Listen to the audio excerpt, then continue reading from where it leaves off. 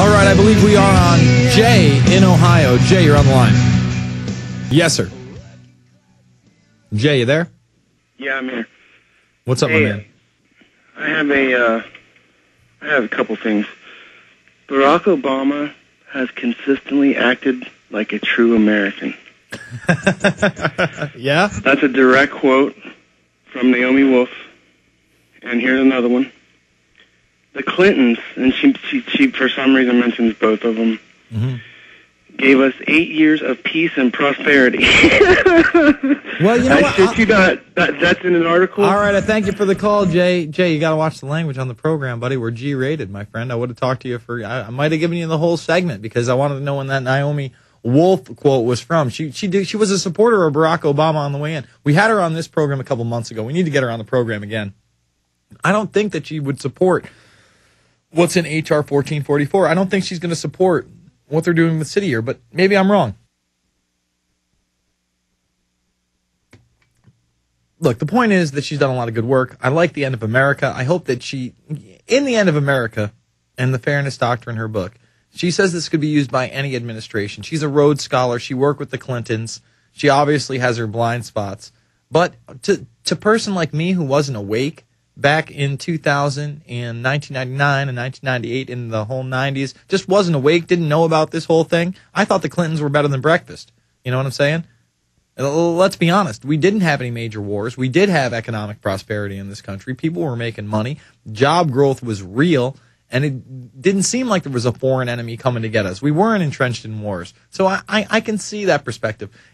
In reality, is the guy a monster? Yeah, he's a really slick monster. On top of that, he's a drug runner with his wife, Mina Arkansas. We know about that. We know that he helped cover up the first World Trade Center bombing, Oklahoma City, Waco. And those are three tragedies that, if you look at, let's say the first World Trade Center bombing in 1993 actually went off as planned. Let's say that happened. And what was supposed to happen was they were supposed to park it on a main pillar.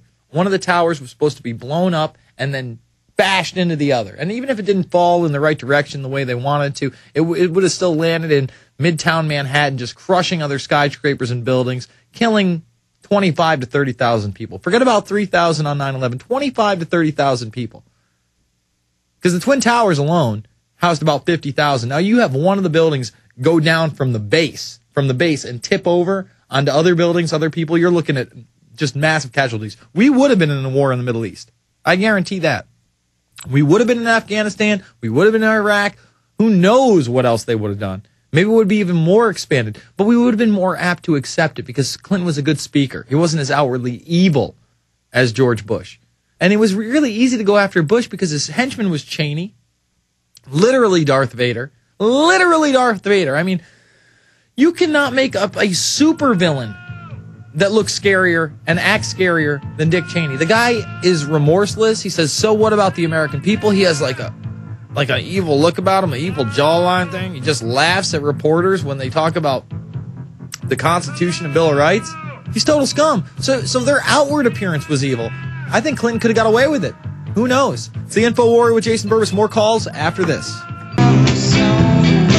You know, I want to focus on the myths and the realities of Barack Obama right now. You know, the myth is that this guy is all about change. He's here to raise up the image of America. No, he's here to bring in global government. He's here to push the New World Order agenda. And that's what this City Year program is. And Ron Paul's on the House floor talking about how no one's been released from these detention centers. They could have shut down Guantanamo Bay and much more. We're going to play that clip coming up in the next segment. But I want to play some of these City Year clips, not just the 1.5-minute clip where I am change, but let's play this earlier clip where this girl starts talking about how every time she puts on this City Year jacket, she's shedding her individual skin and she's bringing on her universal skin. For a new world, for a new one world altogether. And they were promoting this at the Olympics all over the globe. So let's hit the clip. For me, the red jacket is about shedding our personal skins and taking on a universal skin. It's about creating one world, and your work is going to be powerful. As a parent, I would Let me stop it for you. Let me stop it right now. Stop it. Bring it on back. Because maybe you didn't hear the clear message right there. It's about shedding my personal skin. You know, bringing on a universal skin to bring in a new world. And your work, it's going to be powerful. And it's going to be mandatory, by the way. Hit it one more time for us. Come on. It's got the good beat music. Here go my shoulders. Yeah. Shedding our personal skins and taking on a universal skin. It's about creating one world, and your work is going to be powerful. As a parent, I would It's about creating one world, and your work is going to be powerful. All right, cut it. Let's cut the clip, and let's go to the militaristic stylings of Gandhi and, you know, Mother Teresa. Yeah. Oh, city year. Boom, ba-da-bum, ba-da-boom. I am change. Hit it. Come on, we want to see it. We got no sound?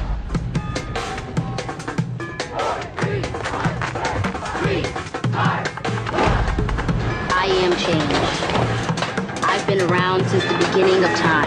Ask not what your country can do for you. Over the years, I've had many faces. Over the years, I've had many looks. I have a dream. But I've always had the same goals. To make this world a better place by helping those who need it most. To never turn my back when things get tough.